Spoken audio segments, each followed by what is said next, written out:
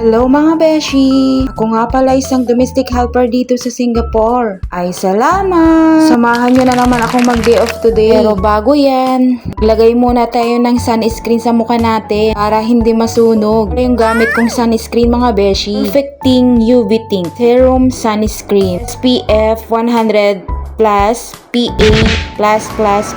Na din siyang niacinamide, hyaluronic acid, asyenta, vitamin C. Maganda din pala itong gamitin mga beshi sa mukha. Hindi mo na kailangan mag-foundation. Pero mo maglagay nito mga beshi, hindi mo nang isunod yung makeup mo.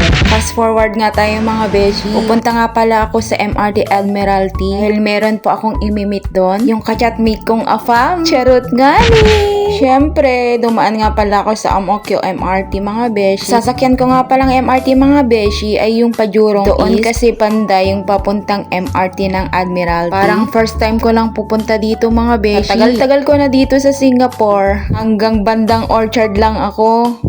Sa Green Line. Red Line din naman yung Admiralty pero pinakadulo na yun mga beshi. Ay, nakarating na pala ako mga beshi. Nandito na pala ako. Din pala dito banda. Kasi meron pong mall dito sa Admiralty. Meron din palang medical center dito sa Admiralty. Meron din kasing MRT mga beshi gaya ng Ang Mo Kio. Di naman yun shopping mall sa loob. Maraming magagandang MRT dito sa Singapore mga beshi. Gaya na nga yung sinabi ko yung stadium. Sobrang ganda ng loob nun mga beshi. Ganda ng ice, napakalinis. Akala mo nasa loob ka ng malaking barko. Parang gawa ni Noah Ark. Andito na nga pala ako sa labas ng MRT mga beshi.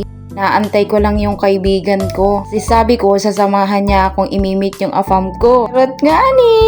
Forward mga beshi. After namin magsimba, nagyayaan ang mga ka-church namin. Nagagala daw kami. Yun nga, ang naisip namin ay pupuntahan pala namin yung Orchard. May kaibigan din kaming ka-churchmate namin ay nagpunta doon. Tinanong namin sa kanya kung paano pumunta doon. Sa mga hindi pa nakakaalam dito sa Singapore, beshi, sundan nyo lang itong video ko.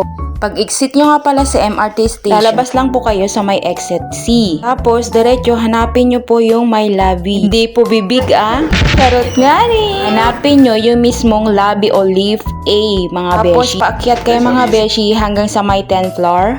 Pag nakarating na kayo sa 10th floor mga beshi, labas ulit kayo. Hanapin nyo ulit yung isang lift. Tapos, pindutin nyo mga beshi sa may 19th floor. At doon na nga, makakarating na kayo dito sa napakagandang view. Ang sarap tumambay dito mga beshi.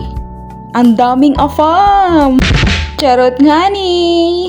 Pag nakarating kayo dito sa taas mga beshi, wag na wag kayong magpapahuli sa guard. Kasi mapapa-order kayo nang wala sa oras. So, okay lang mga beshi, sulit nyo naman yung tambay dito. Nakaka-relax yung view mga beshi. Ano pang ginagawa nyo?